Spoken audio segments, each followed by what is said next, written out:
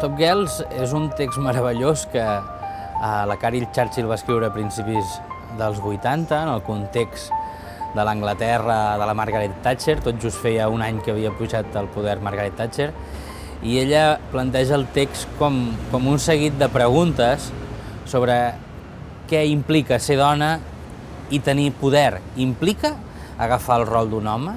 Implica trobar maneres femenines d'accedir en aquest lloc de poder? És que el top executiva no arriba tan aviat com la pobra noia treballadora. Calla aquesta corona i passa'm el sucre, preciosa. Bueno, estic encantada. Jo crec que les actrius del muntatge s'ho poden plantejar en termes íntims, s'ho poden plantejar com a actrius. Ser actriu i no ser actor implica unes actituds diferents, implica una manera de relacionar-se amb la professió diferent, potser implica un mercadeig del cos que no li cal a un home. La Marlene és una tia molt potent, és una dona que s'ha fet a si mateixa, que va deixar un context obrer molt pobre dels 80, el que tots tenim al cap, el referent de Billy Elliot, no? Aquella cosa fosca britànica, i se'n va anar a Londres. No podies tocar el dos més de pressa. Esclar que no podia tocar el dos més de pressa, què havia de fer? Casar-me amb un repartidor de llet que arribés a casa fet una merda? Que em fotés crits tot el dia?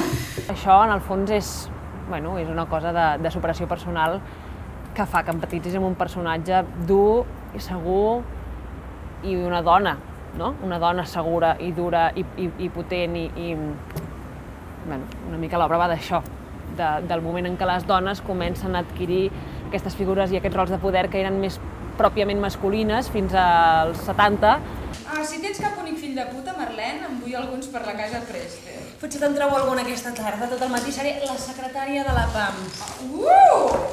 No queda massa perquè estiguis dalt l'escala vigilant per sobre, no? Et sents malament per això? No m'agrada ser la segona. I aquí sí. És una obra molt coral, realment, perquè la Churchill fa una mena d'eixam d'abelles de dones, llavors jo crec que és una obra molt coral, o l'hem treballat des d'aquest punt de vista, però sí que és veritat que la trama va al voltant del personatge de Marlene, que és com el fil conductor que uneix les escenes que aparentment són una mica inconnexes. Vostè és una d'aquelles persones manipuladores! Em sap greu. Això és el que és vostè! Quedarà miserable i sola, vostè no és natural! Podria, sisplau, anar a prendre pel cul? Estar en un càrrec que la majoria de vegades és d'homes, o sigui, arribar a dalt de tot, fer-se valorar com a dona, però sense deixar de banda tota la part emocional, personal, de casa.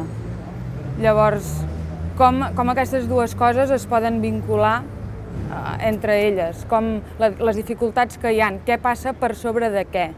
Però hi ha un nou tipus de dona que ara té uns 30 anys, que ha crescut en un clima diferent. Es donen a si mateixes per descomptat, no van en tant de compte. Jo he hagut de justificar cada segon de la meva existència, i ho he fet. Com posa en rellevància, no? Totes les diferents opinions d'una dona que pot tenir, sobretot posant en rellevància dones de diferents èpoques, sobretot al principi del segle XIII, com a època victoriana, com ara els anys 80, i com totes aquestes opinions conflueixen en una conversa. Aquesta és la Joana, que va ser papessa al segle IX. I l'Isabel Bert, viatgera victoriana. I la senyoreta Miho, del Japó, concubina de l'emperador i monja budista. Segle XIII, més cap a la teva època. Les coses que hem de perdre per tal d'aconseguir allò que nosaltres volem. I on està aquest punt amb nosaltres mateixos, no? No, de deixar coses de banda i què és el que valorem. I què tens? Què? Mòduls, batxillerat... No, res de tot això. Vas haver de fer tot això?